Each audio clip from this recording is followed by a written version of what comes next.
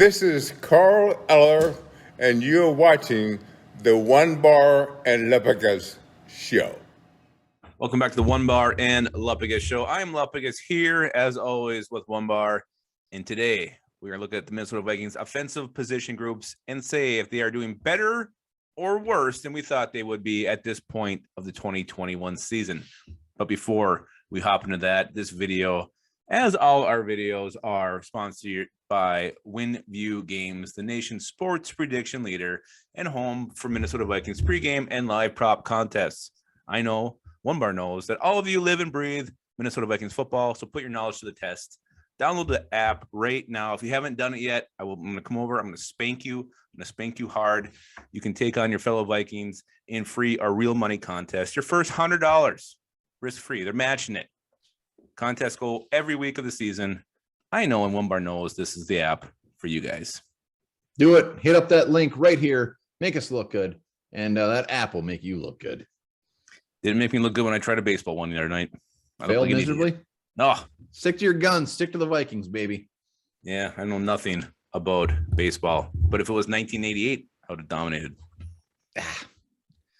Ryan Sandberg, Luis Salazar. I would have had all Cubs. No matter all what. Cubs. But let's screw the Cubs. Let's talk Vikings. We're talking better or worse. Basically, we're starting with the offensive side of the ball. The next episode, spoiler, will be defense. Ooh. But in this episode, it's just offense. And we're going to just go position by position. Are they doing better or are they doing worse than we expected? And let's start off with quarterback. And this seems like a damn easy one.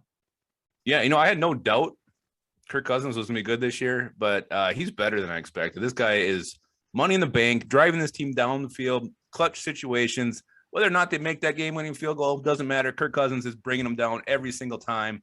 This guy's playing with ice in his nuts, in his veins, in his butt. Kirk Cousins is money. I think he's playing with nuts in his veins. Ooh, I like that. Multiple nuts going through those veins. He is playing balls out. 13 touchdowns, 2 picks, 105 passer rating. And the fire up this guy's ass is what the best part is. I mean, this is Kirk Cousins. You don't expect that from him. And he's bringing it this year. I love it. He's not just playing good. He is playing great. If you look at all the quarterbacks in the league, he's a top 5 quarterback right now. I'm taking Kirk Cousins very, very high in a fantasy draft if I'm redrafting right now. Yeah, Kirk Cousins has been money. He does have balls in his veins like that. That should be copyrighted. I think that's really going to catch on. Yeah, I think it is. Let's move over to the wide receiver group. These wide receivers doing better or worse than you had thought they would be. Well, I generally I would have said they're doing about what I expected. I mean, Thielen, Jefferson, 2 of the best in the league, but you throw in Osborne.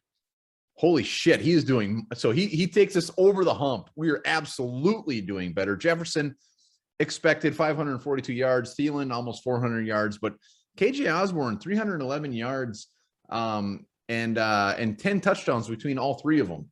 But KJ Osborne just isn't putting up stats. He is showing up in very, very clutch moments with some tough catches. So they are doing well beyond I expected. Yeah, you nailed it. Really nothing else to add there. KJ Osborne, he's coming up clutch and he's doing way more than anybody thought he would.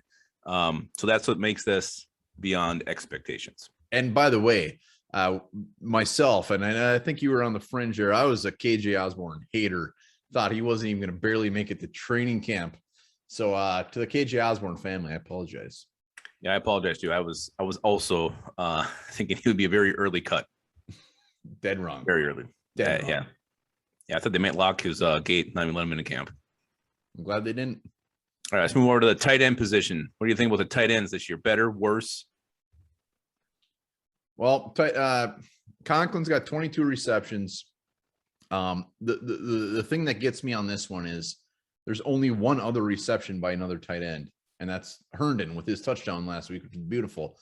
So this is a tough one. I don't know if you put this on play calling like we talked about yesterday, or if it's just more on the tight end, but I guess I'm going to say worse. I'm going to say I thought Conklin was going to just have this breakout season, and it's early in his numbers. Yes, he already does have 22 receptions. We kind of got killed yesterday by saying he was one of our more disappointing players, but I'm sticking to my guns. He's doing worse than I expected. Well, I'm going to say worse just because I thought Irv Smith Jr. was going to be part of this group when the season started. That was kind of my expectations going in. He's not there. And I think it's showing in the red zone. You know, you don't have the Kyle Rudolph right now. You don't have Irv Smith. Yes, you had Chris Herndon on a little weird play there, but there's not that red zone target. Tyler Conklin isn't really filling the red zone role. So I think they're a little bit lacking in that area when it comes to the red zone production. So I'm going to say less, but not by much. You know, I think when all said and done, Conklin's going to have a pretty solid year. But yeah, right now I was expecting a little bit more of the tight end position. I mean, I thought Chris Herndon would be doing something by now, and he's not. So again, I do think it's a little bit with Kirk Cousins, though. He prefers his wide receivers. He trusts Jefferson. He trusts Thielen. He trusts KJ Osborne. He does trust Tyler Conklin, but he doesn't really go to him in money situations, and that shows. I don't trust you, Phyllis. You trust Phallus? All right, running back position. Running back right now, Vikings are 8th in the league for rushing yards, both the same when it comes to yards per carry. Dalvin Cook has missed a couple games. Alexander Madison has filled in beautifully, but are they doing better or are they doing worse in the run game? I think I have to go with expected. They're both producing when they're in there. I am, if you're going to say worse, I think it's because you have to say that Dalvin Cook hasn't played as much as you thought he would at this point. Haven't been injured a couple of times. I think he's missed 2.5 games. But when he's in there, he's looked great. He's ran hard. Alexander Madison's come in. He's played very, very well as well. So I think it's as expected. Definitely not more, but definitely as expected. I'm going worse. And I'm taking the injury out of the whole thing. I mean, we're 8th in the league. Maybe I'm getting a little greedy, but even with Madison, with Dalvin Cook, I expect to be in top 5 regardless. And I know Dalvin Cook is going to just rip shit up this second half of the season, but I'm going worse. No, that's fair. That is definitely fair. All right, so let's move on finally. Oh, no, let's go to fullback position first. How do you think the fullback's better, worse? I didn't know fullback was going to be in this, but I guess just thought I think we better mention it. I'll go with better, just strictly because of CJ Ham's beautiful first down, 30-yard run last week. Yeah, but he's also killing people when it comes to blocking. He's absolutely depleting. CJ Ham having a great season, Pro Bowl caliber season for a fullback. He's shitting some of these guys. Yeah, he's shitting and running through his veins. He's got balls in his veins. Not as good as the balls. All right, let's go to the O-line. Offensive line. A lot of balls going around veins. It's really all right. Offensive line. Let's do this. Better, worse than what you expected. This is a tough one for me.